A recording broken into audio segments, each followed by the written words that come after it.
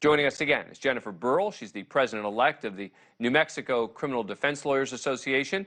Thank you so much for joining us. Appreciate it. All right, so now you've had a chance to see these probable cause documents, as have we. What struck you most from reading the documents in terms of what was new?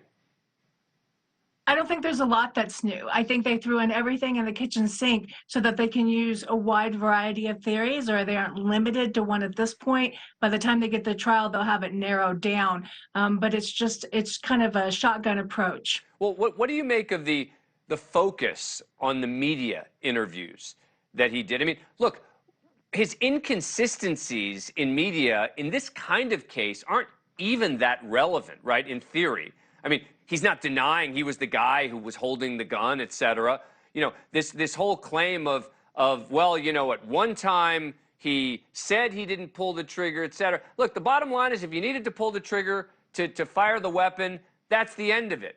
Why was it so important to prosecutors that he's giving these media statements that are inconsistent with that? You know, I don't think that it is important. I think they're being reactionary to what the defense is bringing out in these media interviews.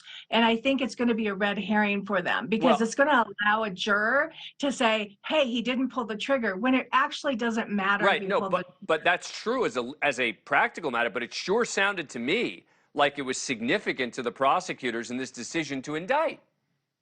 Yeah, but you know, they've been sitting on this for 15 months, and we really don't have new information from what we originally had 15 months ago. And so I think they're trying to say that him not exercising his right to remain silent has helped their case and bolstered their case. But I don't think there's new information here, and I don't think that his interviews have hurt him. I mean, we talked about that he took accountability, right? And that's what people want to see. So we're still back to why are they prosecuting this? Well, again, separate question, but I do think that they've hurt him enormously. Whether they hurt him at trial is a separate issue.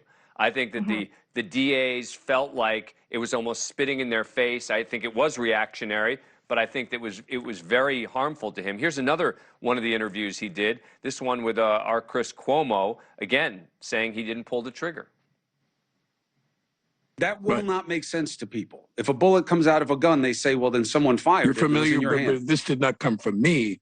This came from the DA's office themselves. You're familiar with what fanning a gun is. Have you heard of that phrase, fanning a gun? Yes, but explain So if you pull the hammer back and you don't lock the hammer, if you pull the hammer back pretty far, in old Western movies, you'd see someone fan the hammer of the gun. The hammer didn't lock. You pulled it back to an extent where it would fire the bullet without you pulling the trigger. And see, there's only one question to ask here. Who put a live round in the gun? That's it. Not according to the DA's office. And, you know, there were a number of times he would cite the DA's office, right? There was another interview he did where he said, you know, I've been assured that, you know, I'm not going to get charged, et cetera. I think all of that stuff, with his media interviews where he's denying pulling the trigger, I think these DAs viewed that as him taunting them. These are not DAs that are accustomed to dealing with huge national cases.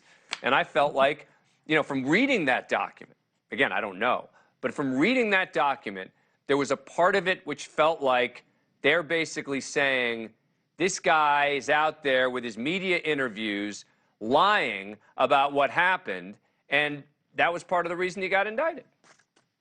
It could be. It also goes to the point of what's the point of this prosecution? Is it because that they're mad that he's out making national statements, or are they really have a goal here? Because it's not justice for Helena. They've already taken accountability. There's already been a civil suit resolved.